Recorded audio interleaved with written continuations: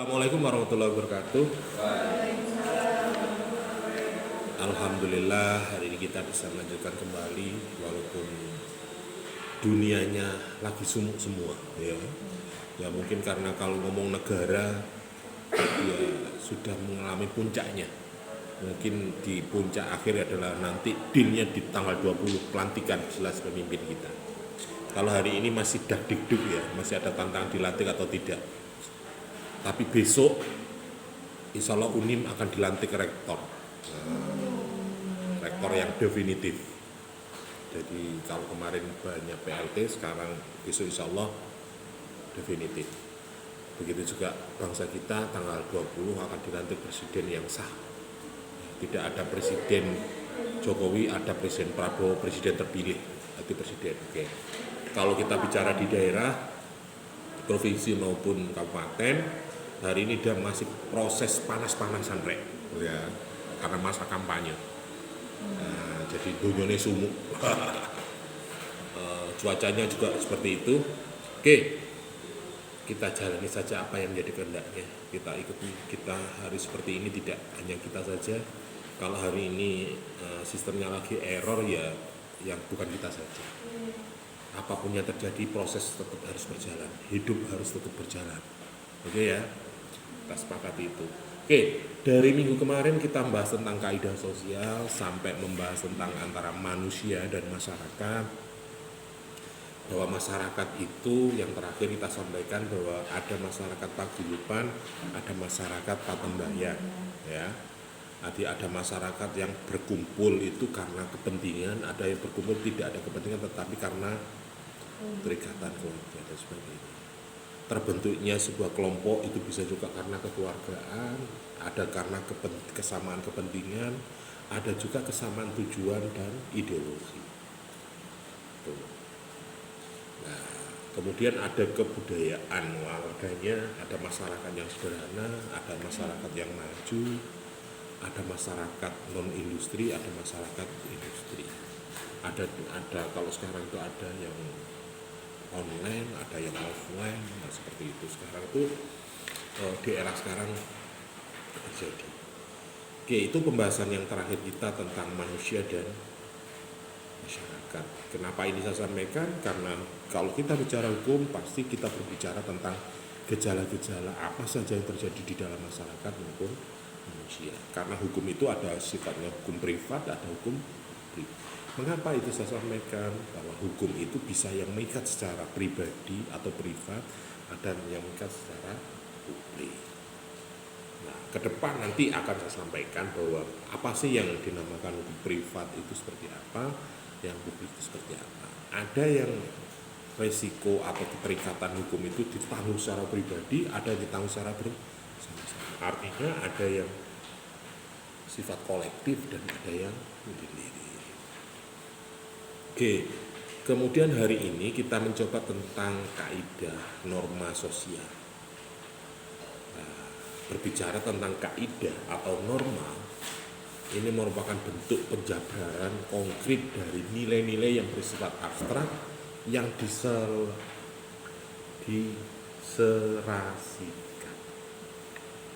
Artinya apa?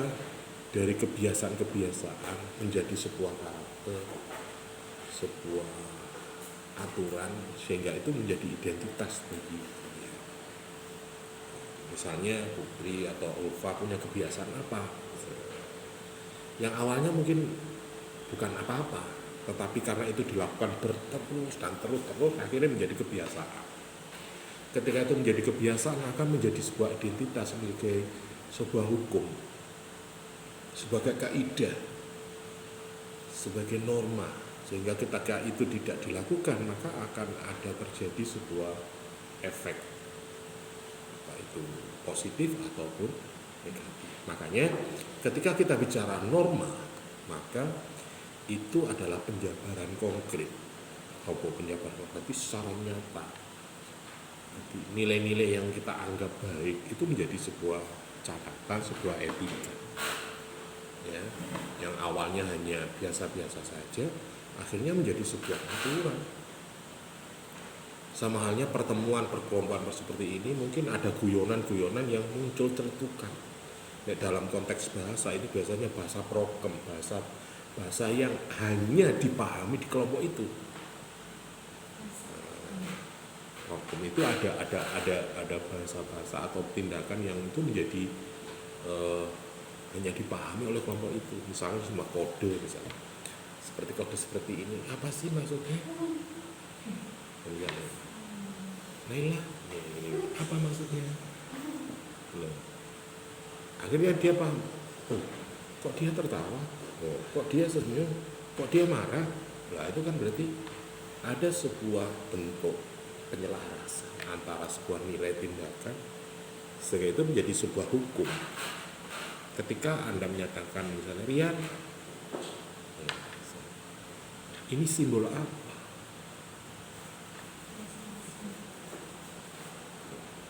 Oh, itu bisa diartikan sesuatu yang bisa penghargaan terhadap perilaku atau apa, siap macam-macam. Nah, misalnya Rian, apa maknanya? Misalnya Rian atau mungkin Des, oh ini masih apa ini? Atau bisa peace, damai. Kok gini rek damai min dulu tuh. Nah, ada sebuah tindakan atau perilaku yang awalnya itu hanya sebagai, kemudian itu dilakukan. Itu ada sebuah sesuatu yang abstrak. Abstrak itu artinya kan nggak jelas maknanya. Apa saja bisa ditakdirkan. Misalnya Naila, misalnya ini bisa berfakta hukum atau tidak bisa. Mungkin satu, Naila bisa marah. Kenapa Bapak menuding saya dengan tangan kiri, misalnya kok tangan kanan, itu juga bisa menjadi persoalan. Karena penafsiran Naila bisa juga diartikan tangan kiri itu sesuatu yang negatif atau jelek. Misalnya Rian tadi jempol, tapi kok tangan kiri? Oh berarti ini perjuangan Pak, tangan kiri. Makanya ketika demo angkat tangan kiri, nggak ada kayak pita bisa ya. Dalam kehidupan pasti akan muncul sebuah kegiatan-kegiatan atau tindakan yang itu akan menjadi sebuah kaidah di dalam kehidupannya. Jadi ya bisa juga tidak sama dengan yang lainnya gitu. Mungkin di beberapa pertemuan saya sampaikan kenapa orang Arab itu ketika disentuh rambutnya, disentuh jenggotnya tidak marah. Tapi nek di Indonesia misalnya Rian ya moro Nailan mbok rambutnya Rian lulus-lulus ngene, mane brekose kok gini-gini ya bisa juga owok ngono.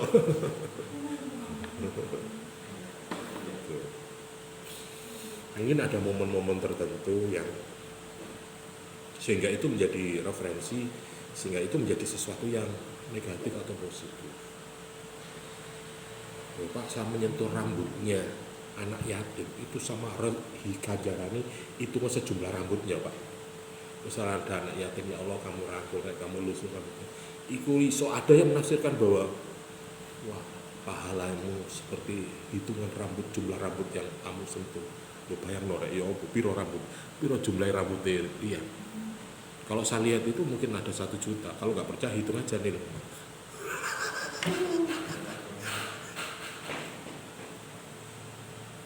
Oke, kaidah sosial atau norma sosial ini bisa juga diartikan pedoman tingkah laku manusia dalam hidup masyarakat yang fungsinya adalah melindungi manusia dari jalan dengan jalan menertibkan.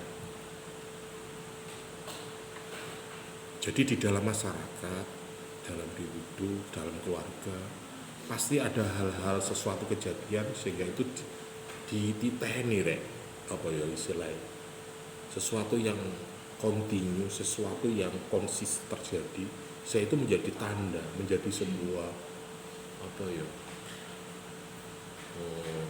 ini mau kebiasaan itu yang dilakukan berulang-ulang kan menjadi sebuah perilaku, menjadi watak, menjadi kebiasaan.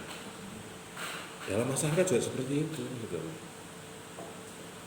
Jadi ada pelanggaran-pelanggaran, apalagi orang-orang masyarakat kuno dan konservatif itu sangat menghargai itu. Jadi mungkin pernah ada kejadian misalnya, Rian, kalau kamu masuk ke kampung saya, kamu harus pakai baju yang sopan, atau nggak boleh pakai baju warna merah. Kalau dulu ke rumah saya, cewek harus ke rumah saya nggak boleh pakai celana, harus pakai rok. Nek pakai celana harus alamat rek, bisa diusir sama ibu saya. Wah, kenapa seperti itu? Mungkin ibu saya itu kena doktrin oleh orang tuanya, wong lanang lah wedok kok aduk celongan, bisa juga. Atau bisa juga ngalai kodrat. Nah, ada saiki mode Pak Bu, tren kan ngomong. Dulu zaman saya SMA nggak berani kalau ada teman saya cewek kalau ke rumah pakai celana tuh. Apalagi pakai celana pendek, wadah guys. Tambah kati sopan blas gitu. Dianggap bahwa ketika pakaian yang tidak benar, tidak sopan, dianggap itu karakternya dulu. Tapi ketika kita sudah kuliah, adik-adik kuliah, ibu mulai berpikir terbuka. Artinya siapapun ibu, ya pun model. Zaman ini berganti, beda dengan zaman sampean. Iya, zaman sampean nggak kemben sewean. Saiki misalnya sepeda numpak Vario sewean ya apa? Mau nailan numpak sewean ya apa? Ya sewean Bu, tapi belekan iso sampe toko ndukure dengkul ngono ya. Nah, norma sosial atau kaidah yang ada dalam masyarakat juga seperti itu. Jadi tingkah laku manusia harapannya adalah untuk menertibkan, melindungi. Jadi ada kejadian ketika itu dilakukan jadi tidak baik. Jadi itu menjadi traumatik, menjadi sebuah tanda pengalaman empiris. Pengalaman empiris itu pengalaman fakta yang dilakukan, sehingga itu menjadi sebuah dasar. Nek wong biyen misalnya terkait dengan hal-hal yang kolot, mitos itu, misalnya kalau ada istrinya yang hamil, itu tidak boleh rek motong ikan, bedeti iwak, ya terus nggawe brengkesan, mancing. Karena apa? Mungkin pernah terjadi sebuah keluarga yang istrinya hamil, kemudian bedeti, akhirnya anaknya lahir sombing. Ini jadi, sehingga itu menjadi kejadian. Mungkin gara-gara pas meteng awakmu ayammu nyidam bedeti iwak iku paling ya ngono kan. Nah, itu bisa juga koyo-koyo gak masuk akal, tapi kan terjadi. Sehingga itu menjadi catatan bagi warga masyarakat atau makhluk sosial, sehingga ketika ada seperti itu hati-hati, ditambahi referensi lain. Makanya Pak Bu, doa seorang suami ketika istrinya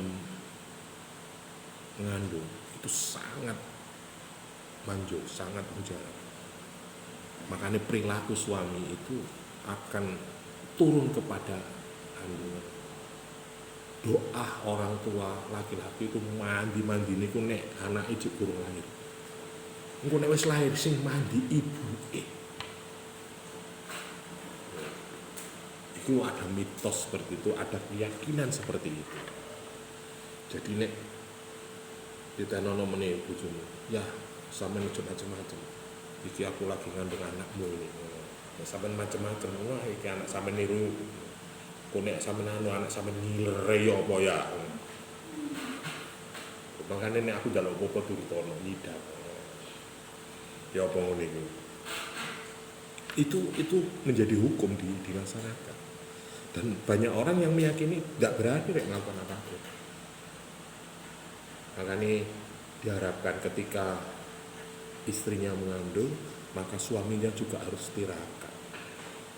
Amalia apa yang harus, sehingga itu mendukung persalinan. Karena seorang ibu juga menanggung beban. Bayang norek, gembol awam sampai nih lu kandungan gak lepas dari ibumu selama 9 bulan. Terus sampai gendong misalnya 1 jam 2 jam itu piye. Lah ibu sampai setahun bahas 9 bulan. Tapi ketika sudah lahir, ganti ibu esing, mandi doa. Coba omeni, anak sampai lahir ya, kalau motong tali pusar jangan pakai gunting. Praktekkan, jangan pakai gunting, potong aja sama gigit. Gigit saja.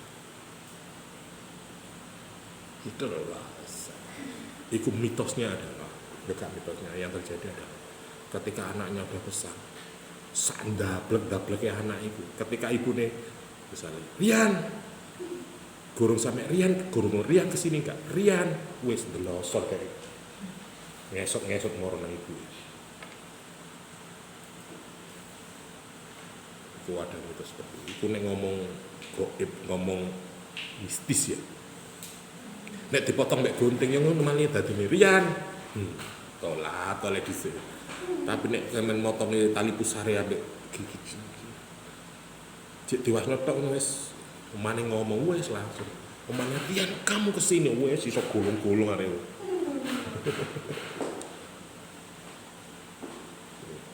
Nah, itu hukum di masyarakat. Banyak, ini hanya sekedar contoh.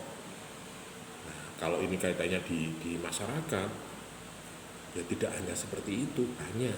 Kampung itu punya aturan. Makanya ada istilah siji desa mawa coro.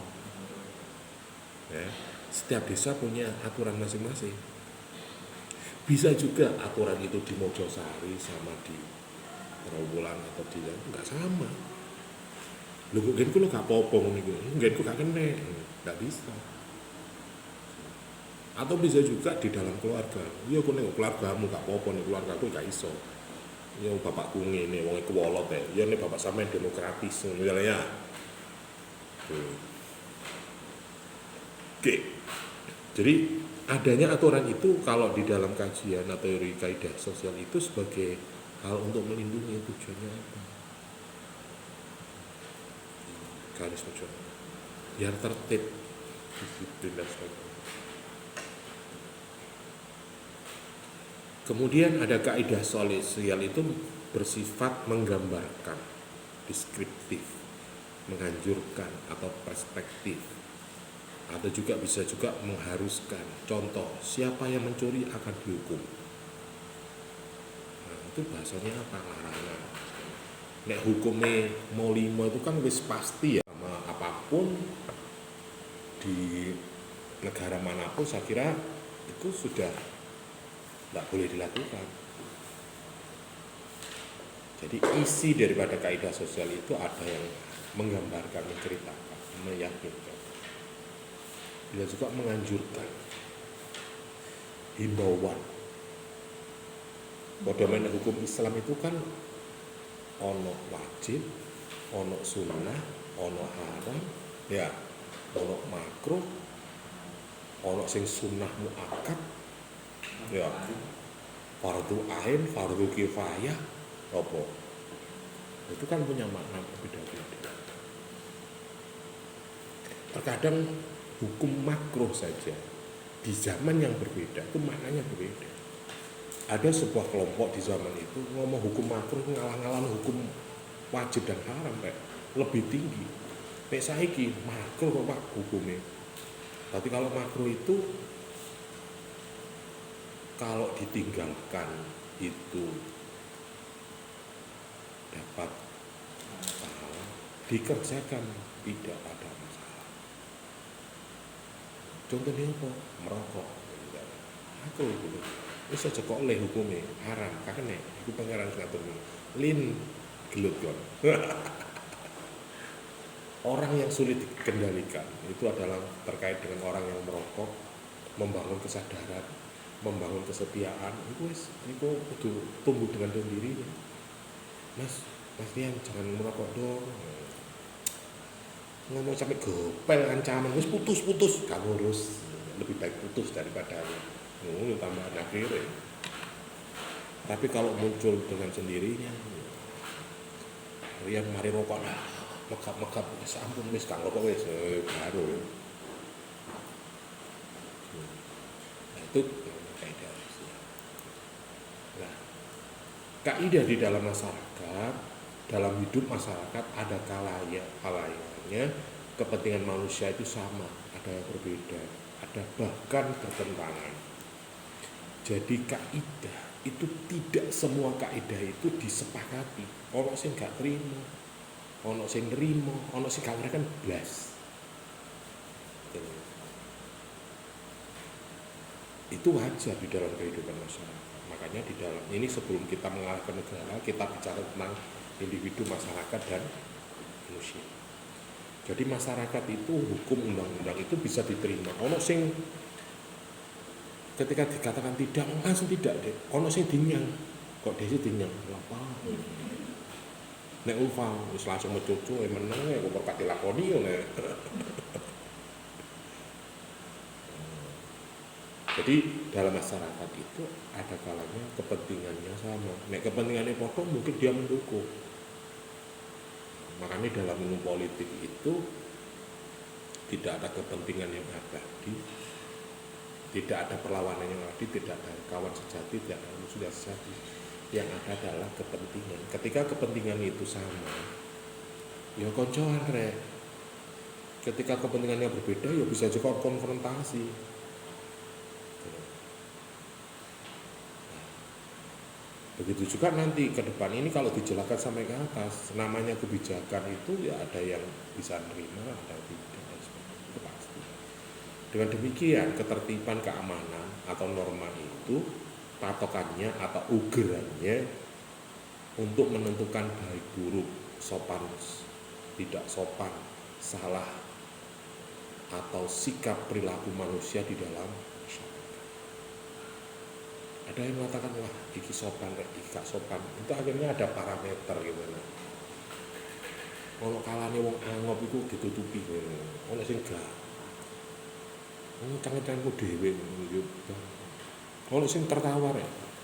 Lucu kok, masa aku tertawa bater kate lapo wong jene lucu. Nek sekatene mesame sendok ngono. Enggak tahu. Sehingga di dalam masyarakat itu ada bisa menentukan baik buruk sikap.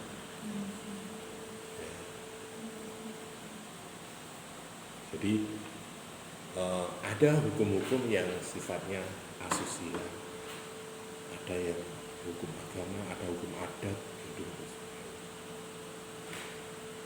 ada estetika, ada etika, gitu ya. Ada hukum benar dan salah. Mestinya kalau kita belajar itu bisa juga hukumnya adalah benar dan salah. Nek salah rek belajar. Kalau saya menafsirkan belajar dalam kondisi belajar salah itu adalah berkah. Jadi kalau saya belajar jangan takut salah. Mau belajar maklum kan, makanya orang juga menyatakan ketika dalam proses belajar kok banyak salahnya, ya wajar belajar kok. Tapi nek wau praktek salah, lho. Gara-gara cangkemmu iso ditapuk wong, rek gara-gara cangkemmu dibacok wong rek. Gara-gara sampean nuding Desi ngene, Desi gak trimo lapor bapakne, ya. Akhir lapor nang polisi Polsek Mojoanyar ya. Pak Sam menjatuhkan saya, Pak. Gak trimo bapakmu. Langsung lapor nang Polsek. Saksi ini sopo? Ulfa Pak di samping saya. Terus saya sampai ada saya pernah nggak ada Putri Pak, ada Naila saksinya. Saya di kelas diduding gini Pak. Was. Akhirnya Pak San diterima, Pak San melanggar undang-undang sekian di penjara gara-gara aku duding tok ngene ya. Tuh. Nah, dalam masyarakat itu juga ada namanya norma agama, norma kesusilaan, ada norma adat, sopan santun, ada norma hukum.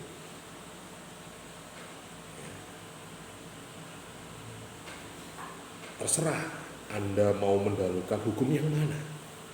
Saya yakin dalam kehidupan adik-adik semua baik Ria, Naila, atau Hidra, atau Ulfa, atau Desi itu punya prinsip masing-masing. Ya. Ketika Anda bertindak, apa yang menjadi pertimbangan Anda atau kaidah apa yang Anda putuskan dulu. Misalnya Anda mau pakai hijab, ini mengapa dasar hukumnya? Kenapa kamu Pak? Oh saya adat sopan santun Pak. Mungkin norma adat. Kenapa? Saya perempuan Pak. Kenapa sopan santun? Ya perempuan kan lazimnya perempuan ketika keluar rumah itu pakai baju yang sopan, baju yang bisa melindungi secara aibnya. Kemudian ada hukum lain, estetika Pak, keindahan Pak. Lu kenapa itu keindahan? Nah, nek kudungan anggere slambreno ini ya gak pede jarene ya. Wis gak matching carane arek saiki ngono ya. Mosok klambine abang kudu mireng, kok sogok telik lah. Apa sogok telik kulil. Atau bisa juga kudungnya apa bajunya putih, merah putih. Ya. Itu berarti norma estetika. Kalau norma adat wong kene kok opo sih mosok pakai hijab. Hijab kan budaya orang. Saya enggak know Pak bedanya. Misalnya orang barat pakai jubah. Kalau orang sini pakai peci, pakai blangkon. Apakah peci, kopiah itu produk dari adat sini? Lha wong Jawa iku nek kene biyen nutupi sirahe ya pakai udeng Pak, pakai blangkon Pak. Kalau pakai kopiah itu bukan budaya sini Pak. Makanya tingkat penutup kepala saja di daerah kita, di negara kita macam-macam. Ya, hobi. Blangkon ae nek Jawa Timur ku pentoling ngarep kanggo mburi ya. Nah, itu ada maknanya, ada filosofinya. Nek sampean jilbab ndelok artise Pak, iki jilbab model Luna Maya Pak. Nek biyen iku jarine ono jilbab apa? Benazir Bhutto Pak. Saiki mbok apa sing tren saiki? Wis gak apa lek. Masalah aku dulu juga bakal kerudung ya. Tahun 9 berapa ya? 98, 97. Sekarang mungkin opo merek wis gak patek ngerti, wis gak tahu masalah ya. Saya kan model jilbab apa? Model Chris Asanti Pak. Biar ngono Siti Nurhaliza Pak. Macam-macam niru artis sing duwe model. Ada norma kesusilaan itu apa ya santun apa jenenge apa ya kesusilaan terkait dengan sopan dan sebagainya. Ini melanggar atau apa? Sopan santun. Yang terakhir norma hukum. Lah, tadi saya sampaikan bahwa ketika ada adik melakukan sesuatu itu pasti ada pertimbangan. Mana yang Anda nomor satukan? Norma hukum Pak? Oke, bisa juga. Karena apa? Ada peraturan di kampus itu, karena ini kampus Islam, yang muslim harus pakai hijab Pak. Jadi saya harus pakai hijab. Kalau nggak pakai hijab saya nggak boleh masuk kampus. Itu peraturan di norma hukum. Perkara kudunge werna apa? Pantes gak, matching gak, itu urusan belakang Pak. Yang penting pakai hijab. Kayak arek SMP kan gitu loh. Itu kan sekarang SMP itu kan pakai kerudung pakai hijab kan ya. Kalau zaman saya kan enggak. Atas pakai kerudung, bawah pakai rok pendek. Kalau sekarang kan semua pakai, di long dress semua pakai gitu. Kalau zaman saya enggak. Pokoknya atas pakai jilbab, pakai kerudung, ngisor pakai rok pendek kayak jek rok. Ya apa biyen itu. Jadi yang cowok juga pakai celana pendek sekolah sanawiyah itu. SMP. Kalau ada yang pakai celana panjang kena hukum. Di teman saya itu dulu karena sekolah masih sanawiyah pakai celana, dia dipukul sama guru wali kelas saya. Karena nggak sama dengan teman yang lainnya, dianggap tidak berseragam. Nah, itu berarti hukum, norma hukum yang dia pakai. Ada yang pakai norma ya kamu dulu kan itu norma agama. Kalau norma agama berarti itu mah kita wajib menutup aurat kita. Ya minimal kita harus pakai aurat. Walaupun tidak ditutup pakai cadar bagaimana pakai itu. Nah, tentunya hukum itu mempunyai pengertian, punya tujuan seperti yang sampaikan di atas tadi, untuk ketertiban, keamanan dan sebagainya.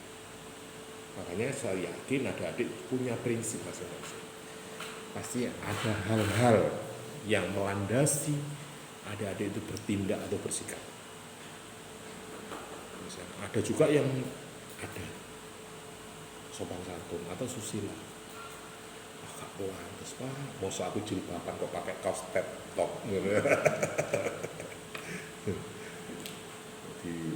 Jadi ini pakai jin melekat kabar ya, tapi duko pakai hijab ya, biar. Ya gak apa-apa Pak, modis ini.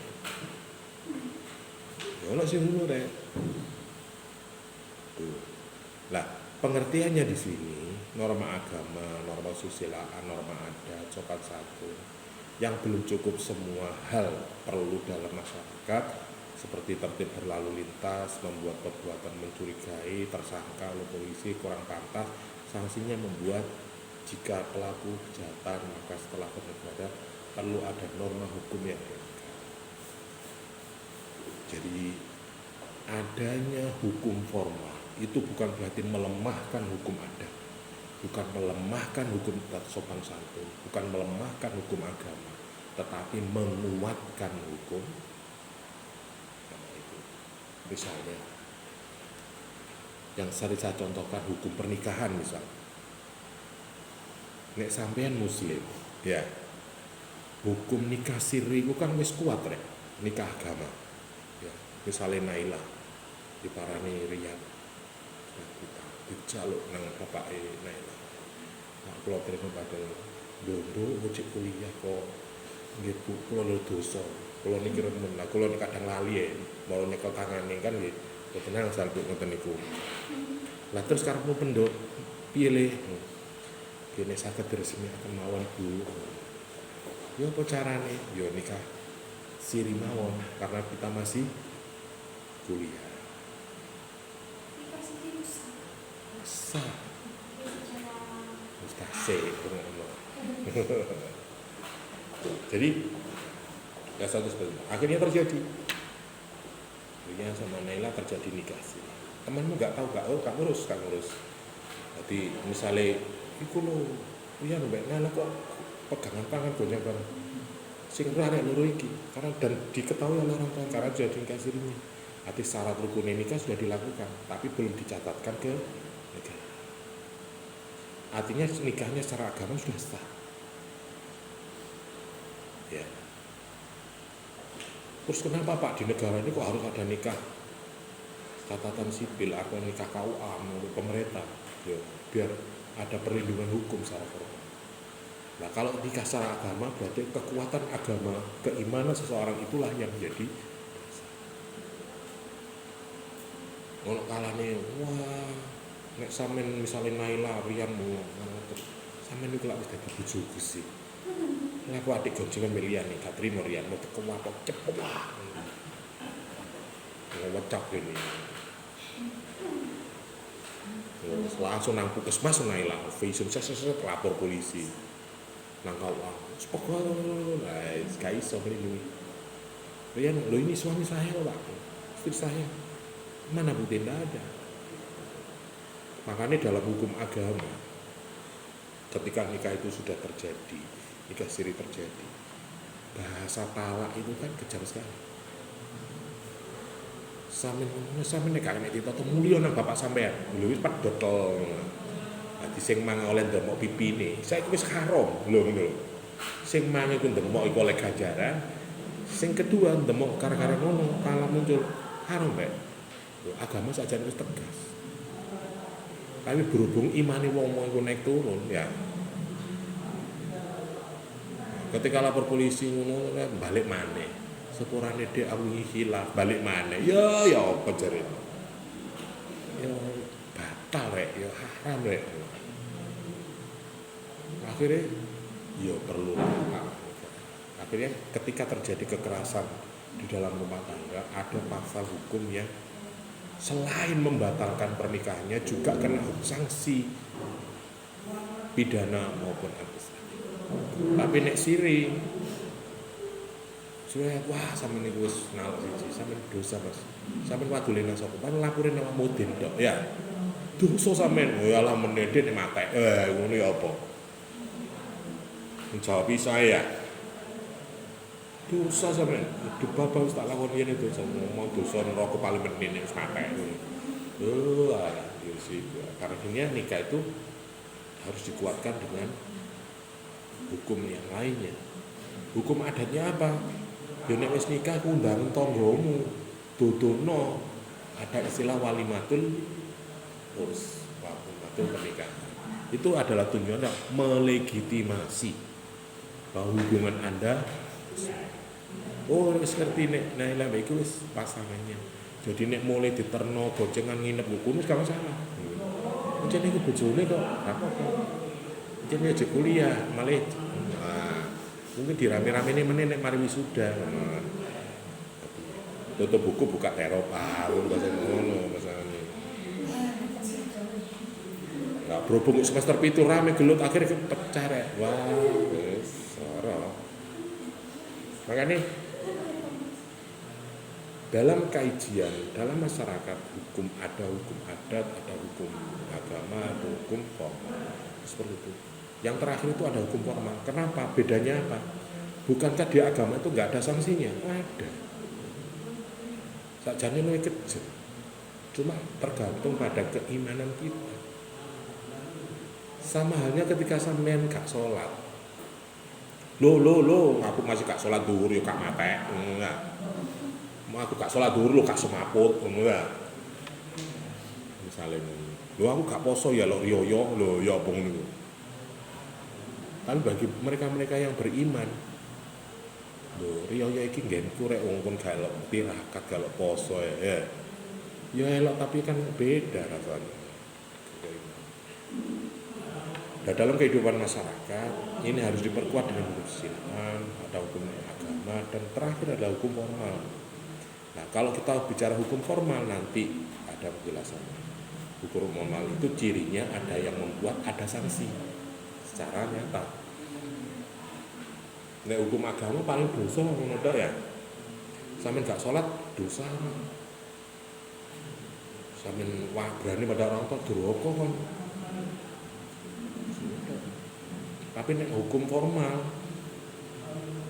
sampeyan moro mulih mau muring-muring ya, ibu sampeyan moro tawapuk ngono. Wah, nih kailo nih iki ibumu nih, bapak. Akhirnya ayam gak terima, wes dilapor ke polisi, kekerasan kon, undang-undang KDRT kon. Wes kan. Iya. Itu baru. Lah, penjelasannya terkait dengan kaidah-kaidah di atas seperti kaidah agama misalnya. Bahwa kaidah agama itu sebagai peraturan hidup yang oleh para pemeluknya dianggap sebagai perintah dari Tuhan. Jadi hukum agama itu adalah hukum yang turun langsung atau yang membuat itu adalah Tuhan melalui atau disiarkan oleh para nabi dan rasulnya kebenaran. Bahwa itu adalah perintah. Atau bisa dikatakan bahwa kaidah agama itu berpangkal pada kepercayaan kepada Tuhan, keimanan seseorang. Ada yang berisi tentang perintah larangan, di perintah agama juga itu. Ya kok mau ono halal haram, ya mubah, kok banyak kan? Dia sampaikan. Agama juga seperti itu. Kemudian kaidah kesusilaan itu apa? Jadi sebagai peraturan hidup yang bersumber pada rasa kesusilaan dalam masyarakat dan sebagai pendukung hati nurani manusia itu sendiri. Jadi ini ngomong kemanusiaan, kesusilaan itu kaitannya dengan kemanusiaan. Jadi lihatlah dia sebagai seorang manusia saat itu. Kalau Anda seorang manusia, kalau sampean dipecicili marah, ya ojo mencicili lah. Ya mencicil lah tapi mbek senyum ngono lho. Ojo mencicil mbek mencoco wah iki. Ada masalah apa ini? Atau paling jelek, kalau Anda dicubit sakit, ya jangan mencubit lah. Kalau Anda dihujat atau dikrecei mangkel, ya aja ngrecei lah. Kalau Anda pingin dikasih, ya berilah. Jadi yang berbicara kalau kesusilaan itu hati nurani, jiwa kemanusiaan, ya di luar kekuatan keimanan, ajaran atau hukum agama. Hati lihatlah sebagai umat, lihatlah sebagai manusia. Nek ngomong agama itu sesuai dengan agama kepercayaannya masing-masing. Nah, nek misalnya di kelas ini, misalnya Rian itu ternyata agamanya adalah Katolik misalnya. Kemudian kene ngomong Muslim kabeh. Ya aja kok wasno Rian. Karuan kon Katolik mangan babi gak apa-apa kon enggak. Nek aku haram, sorry gitu. Ya aja dirundung ngono rek. Lihatlah sesama manusia. Dia juga punya hati nurani. Dia punya apa yang kemarin teori Maslow itu, orang itu dihargai, dihormati, itu kan. Jadi ngomong kesusilaan itu kaitannya dengan jiwa kemanusiaan. Jangan lihat dia anak siapa, tapi lihatlah dia sebagai manusia. Suatu saat kita juga bisa di atas, suatu saat kita bisa di bawah, suatu saat kita bisa memberi, suatu saat kita bisa menolong. Awakmu nek api, insya Allah dimanapun akan orang baik pada Anda. Nek awakmu angger petuk wong, angger petuk wong, akhirnya ya ganti konco sampean. Kuat. Itu kemanusiaan. Begitu juga di kampung. Misalnya kamu awakmu itu angel, jak kerja bakti, kotono atau gelem, menimben nek sampean kesusahan ya kan itu tegur. Misalnya orang tanggane mati, itu gak gelem melok takziah, gak gelem hormat, meneng ae kok omah walaupun tidak. Lho, nek meneh ibumu mati terus sampean mati ya dalo dhewe kon ya. Masyarakat kan ngono akhirnya. Jadi kesusilaan ini bersifat universal, umum. Terdapat pada setiap manusia dimanapun ia berada. Berek wong nek apik iku insyaallah ya walaupun bisa cepat bisa lambat. Makanya ada yang berpesan, berbuatlah baik kapanpun, dimanapun, saat apapun. Makanya nek sawak mau mangkel ya apa aja sampai enting-enting itu sampai.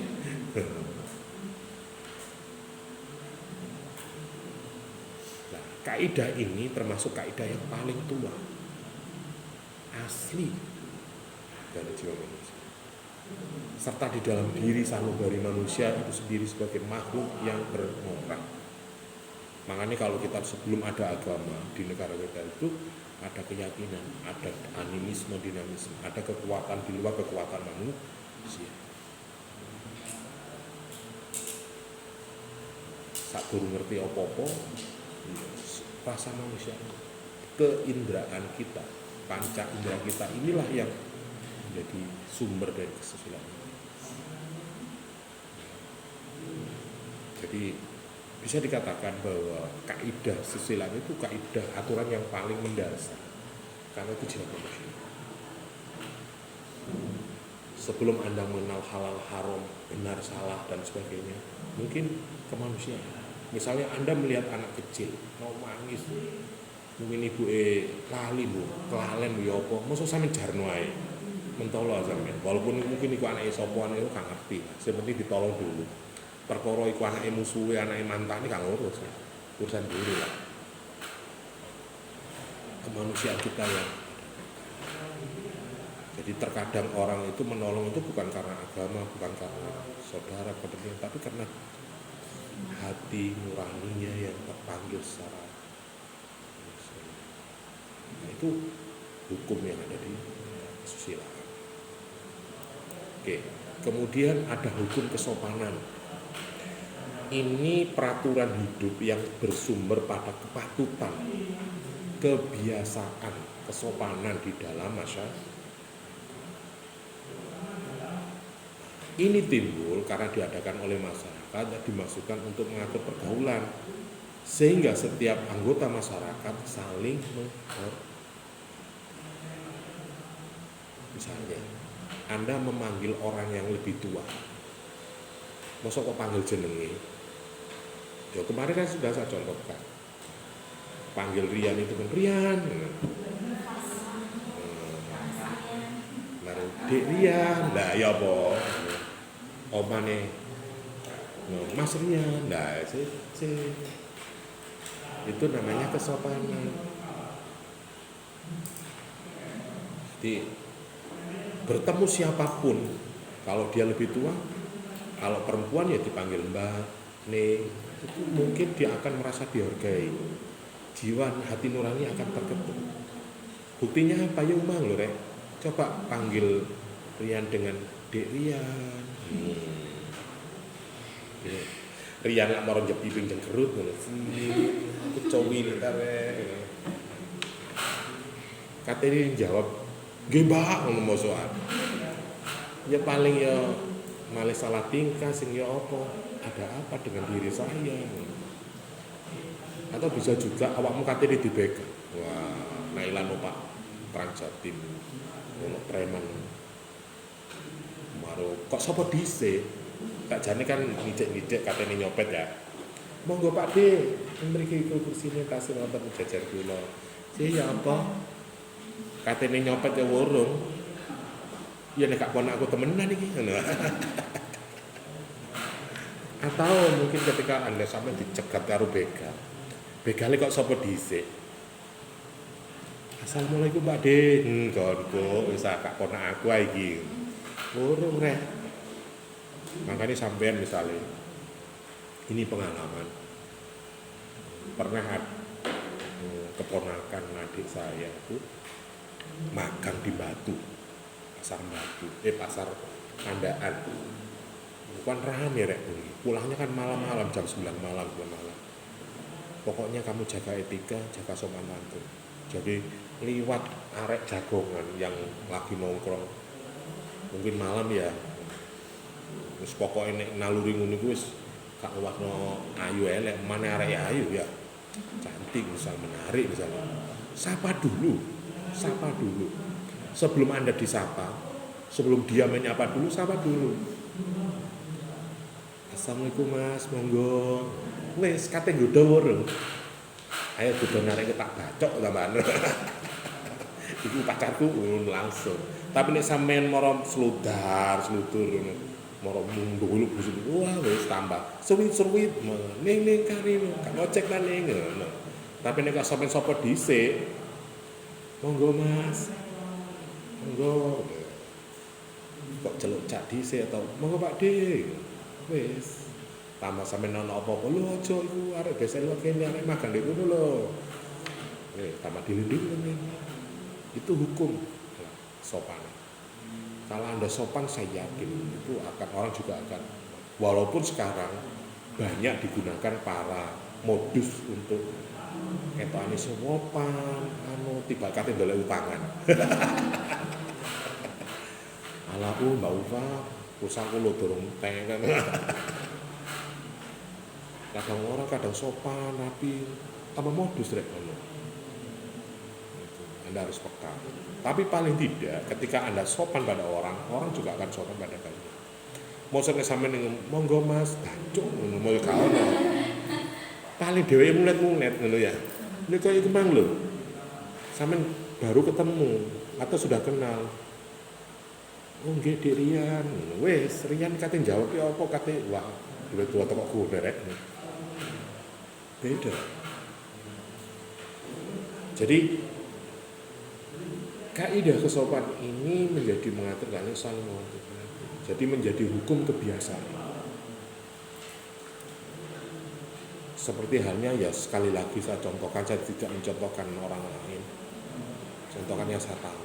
Saya punya keponakan usianya 2 tahun, 3 tahun. Kalau ketemu orang bahasanya kasar sekali. Tapi dia suka menyapa orang. Kemudian kalau marah-marah jawabnya bosor. Hafiz kamu sini, gak mau bosan aku. Kamu udah makan? Dereng. Jawabnya bosor. Malah mau kasih muring-muring rek. Kamu ikut pulang? Mboten. Sakjane nek gak sopan kan, moh gak kan ngono. Tapi nek jawabnya sopan nek beda. Emosi juga tekanan darah langsung putus seret, kasih tahu emosi. Itu bahasa sopan santun.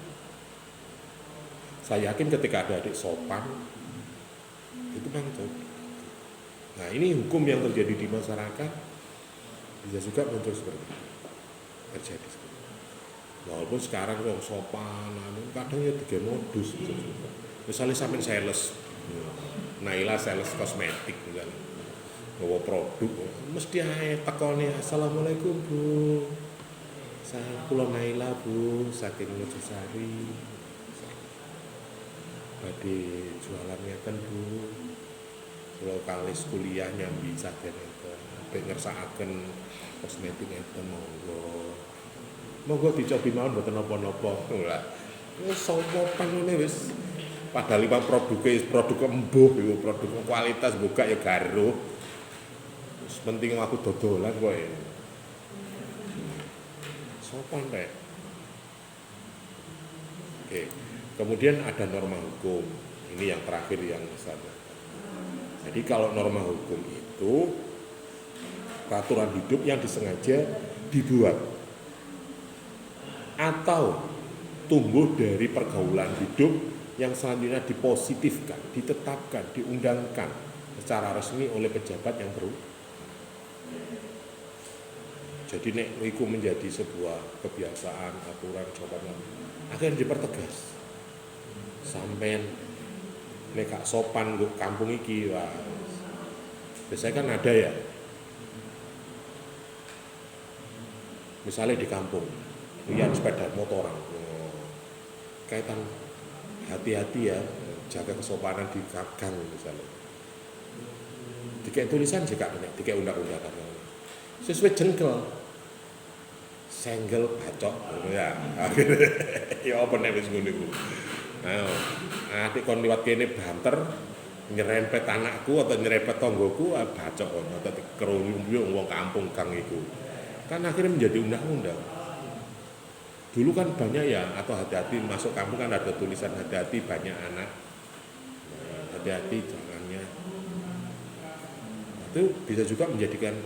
Nah, ketika ngomong hukum berarti ada siapa yang membuat aturan warga itu kesepakatan.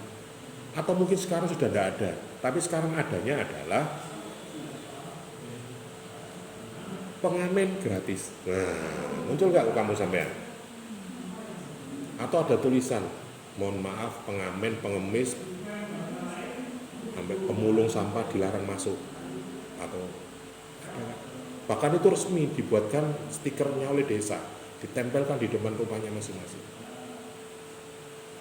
Mas, sakjane aku gak tego sampean ngamen iku. Aku ngekei sampean 50.000 gak apa-apa, tapi aku mari ngekei didenda mbek wong-wong 100.000. Lah, ya apa? Tapi ada apa? Sama halnya, di ruangan ini tidak ada tulisan tata tertib kelas. Ada nggak? Tidak ada kan? Tapi sampean kan tidak melakukan apa-apa. Misalnya, ketika kuliah tertawa, wow, atau bisa juga rawame dhewe, nggak ada kan? Tapi itu tidak boleh, gak sopan, nggak Anda lakukan. Tapi nek misalnya awakmu ngomen, bisa juga langsung ketua kelas langsung tata tertib. Tata tertib pertama, ketika kuliah tidak boleh menyalakan HP. Dua, tidak boleh ngomong sendiri. Ketiga, tidak boleh tertawa keras melebihi suaranya dosennya. Dua, tidak boleh tertulis saya. Siapa yang buat tertanda? Ketua kelas. Yang keempat, peraturan kalau tidak masuk ke denda 100.000 tanpa izin. Berarti nailane absen denda 100.000. Ya ngono lil, aja mlebu seminggu karuan 500.000 ngono. Cek masuk kas anggarane. Buat apa? Untuk kesejahteraan kelas 5. Berarti kalau ngomong hukum formal itu ada yang membuat. Siapa yang buat tata tertib? Kalau misalnya tadi mengatakan bahwa kita tertawa nggak boleh, berarti nggak sopan, masih ditolerir. Hukumannya apa ketika Anda nggak sopan? Bisa juga Anda dikucilkan, bisa juga. Artinya sanksinya masih normatif. Bisa juga dibiarkan. Terus bapak menjadi arek watak ngono ya pemane. Tapi nek hukum Enggak, pasti karena ada kesepakatan, ada yang membuat. Ya. Fungsi kaidah hukum ini memberikan perlindungan yang lebih tegas terhadap kepentingan manusia yang telah dilindungi dengan kaidah agama, susila dan sopan. Tadi sudah sampaikan bahwa kaidah hukum itu bukan hukum yang lebih tinggi, tetapi ini memperkuat. Ya. Jadi ketika dani ini gue kelas kok coba buai, kok buai, suat, gue sepakat wes ngadek rian gue, ya tok nato kelas, tim memberikan perlindungan terhadap kepentingan manusia yang belum dilindungi oleh kaidah agama, susilaan dan sopanan. Artinya bisa juga hukum itu dibuat karena di dalam kaidah kesopanan belum diatur. Ya, sehingga itu bisa dimasukkan dalam hukum. Oke, sampai di sini ada pertanyaan?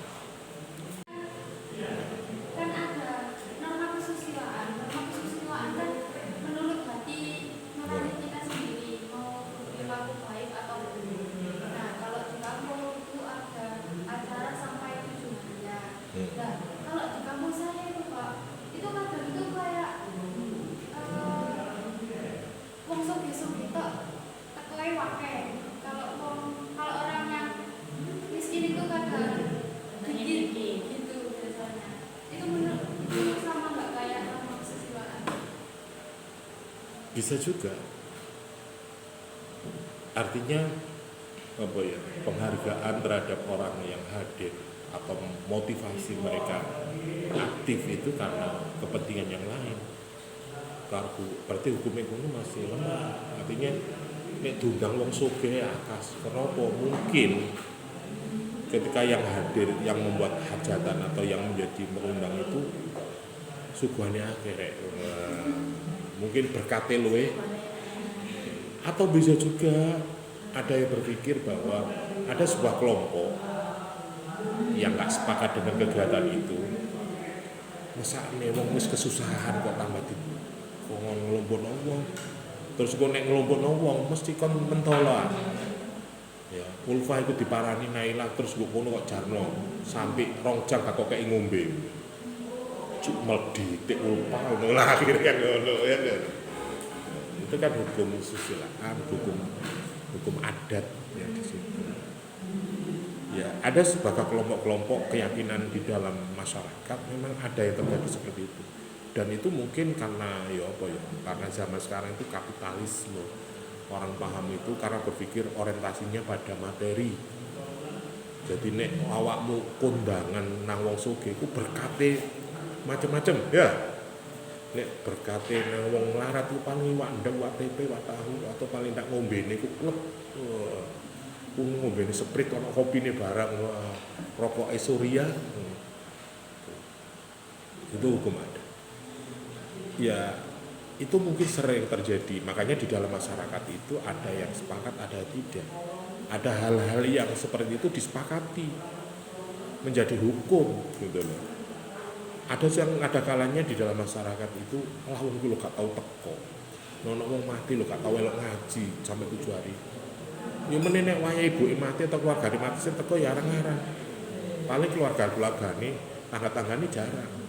Hukum alam, hukum yang terjadi. Kalau yang hadir misal undangan seperti itu ya termasuk termasuk salah, tetapi itu mungkin ada pengalaman, ada sebuah kejadian sehingga orang berprinsip ketika sing kesusahan itu wonge mampu ya akhirnya banyak yang hadir. Tapi bagi masyarakat tertentu yang dilihat itu karena mungkin dia baik sama sesama. Ya mungkin bisa juga sing sugih iku wonge loman nang ngene tangga-tanggane. Wis melarat mana sapi. Tambah gak diparani uang ya. Misalnya wis melarat sumbunge gak ilah-ilah ngono ya. Ya apa gak ilah-ilah gak ukur.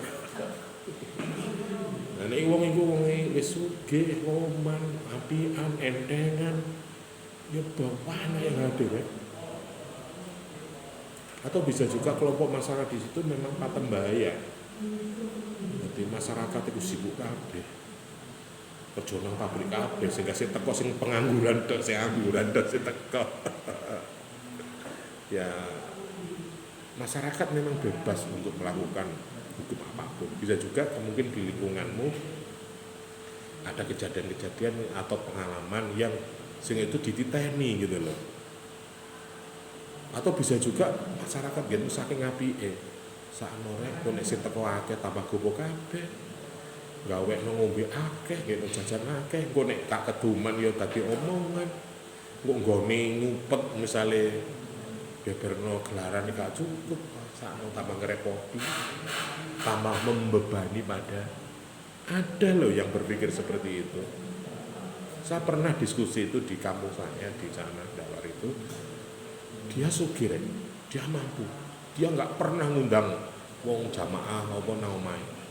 Nek pikiran saya berpikir positif, aja omah sampean nggo perapatan Pak, gak duwe latar, omah nggo pojokan, mungkin ketika kumpul-kumpul ya agak ribet ketika itu. Sehingga sampe nek sedekah kepingin nganu ya wis belanjano langsung dumno nae. Akhirnya memang dia kebiasaan seperti itu. Jadi kalau dia mau memberi orang sedekah itu ya wis misalnya dipesenno kotakan langsung dikon ngirim nang omahe. Nek wong NU wong kampung kan dilumpukno, nggo bareng, mangan bareng kan ngono. Berdoa bersama. Ini banyak. Ada beberapa aliran memang nggak sepakat dengan kegiatan-kegiatan itu. Ya, tadi saya sampaikan kembali lagi masyarakat itu ada yang sama motifnya, tujuannya, ada yang tidak sama, ada yang itu pasti terjadi, pasti akan ada kelompok-kelompok tertentu yang tidak sepakat dengan apa yang biasa dilakukan di masyarakat. Omane ono paham LDI, Muhammadiyah, NU, ono sing ngarani 7 hari itu bid'ah. Rasulullah tidak mengajarkan itu. Ya. Ada yang mengatakan itu.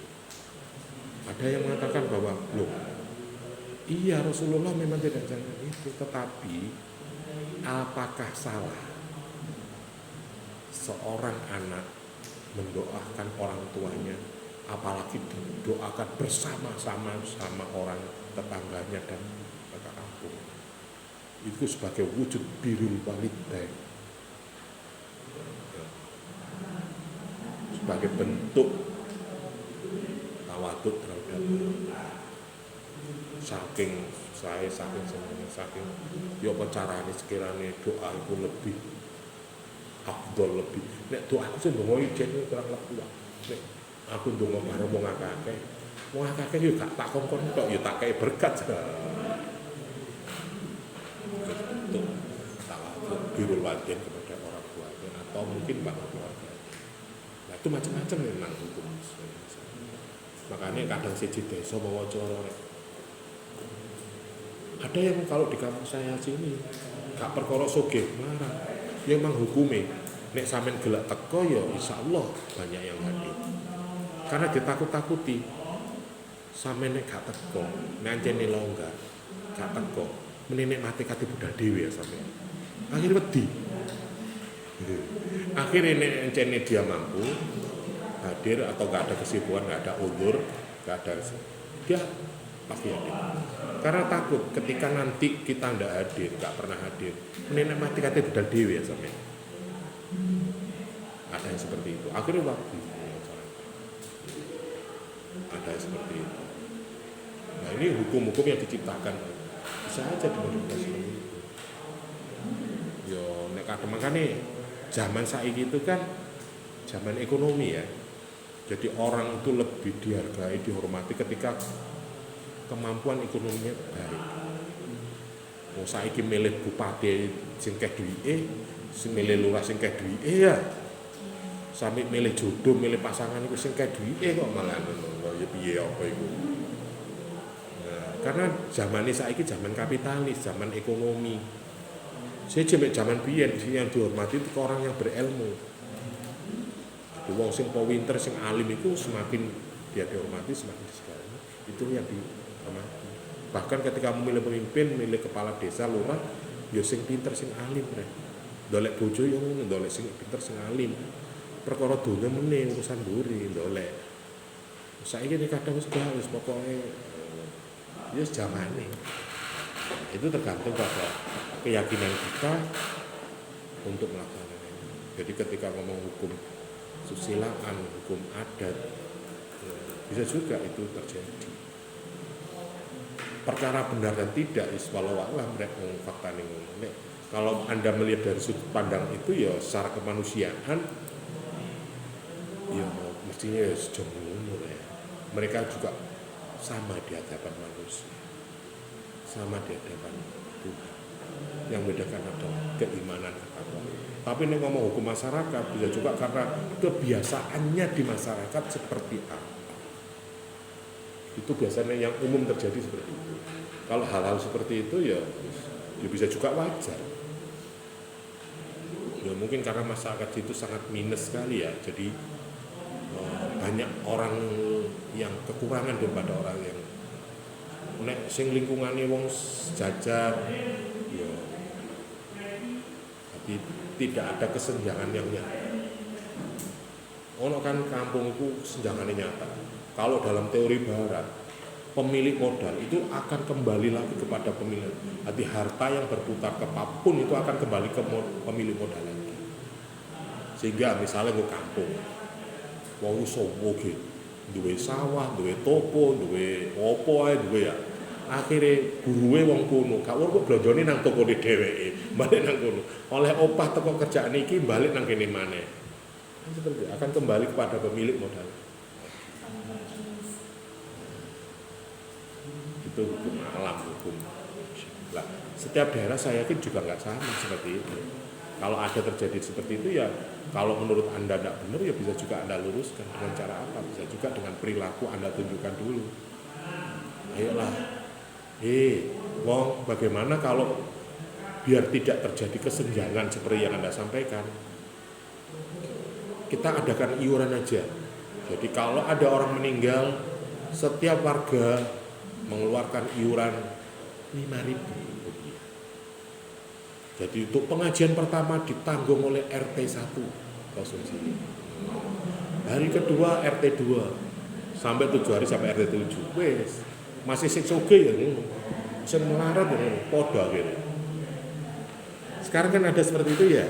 Setiap kampung itu kadang jempitan, uang kematian. Ya, itu kan gunanya untuk membantu kegiatan itu, sehingga kesenjangan antara kehadiran itu tidak ada alasan ketika diundang datang ke rumah iki alah paling disuguhi kacang sampai teh. Malah kalau di Cepu daerah Jawa Tengah itu yang tahlilan pulang disangoni rek lho ngono ya tambah ya apa kira-kira ning kampung sampean digene ngono ya apa lah. Misalnya mari tahlilan kayak amplop kabeh. Mulai wis mulai. Dadi mari mangan kayak ngombe mulai disangoni amplop situ-situ. Terus dititeni. Wah enak yo nek ngaji nang meneh lah lho. Oleh mangan, oleh anu mulai disangoni bisa. Itu kalau di Cepu malah gitu. Jadi setiap orang yang ikut tahlilan ikut dapat di sini pernah saya di Tempuran ini, kamu ini, yang ikut sholat jenazah, ikut dihitung rek ambil keluarga, jiro 4 ono rompul, sediakan amplop 20, buat desainnya 10.000, buat 20.000, ya ono sing gelen rimo, ono sing enggak, ono sing ngonrimo, alah apa sih ada ini mbak, sampean kesusahan kok enggak, iki jarae ibuku sing meninggal. Barangkali punya dosa atau apa sebagai penebus. Kalau sing niate ngono. Ono sing yo harus diterima rek jane. Perkara mari ngono nggih niki kula tampi. Niki kula jareaken maneh panjenengan. Balik bawa mah. Dan seperti itu. Banyak kasus-kasus di masyarakat kalau terkait dengan itu. Yo kesusilaan mah. Siji desa maca ora. Ada berdasarkan tingkat keagamaannya seperti apa. Tingkat adat istiadat seperti apa. Ono sing desa ku adate kenceng banget. Mungkin masyarakatnya banyak pribumi, nah masyarakatnya Pandembayan pendatang kabeh. Ya apa? Ngadate macam-macam iku ono sing teko Madura, ono sing teko Bali, ono sing teko ya wis umum akhirnya. Nah itu biasanya berlaku di daerah-daerah pinggiran atau bisa juga sing masyarakat asli Indonesia ya sing asli ada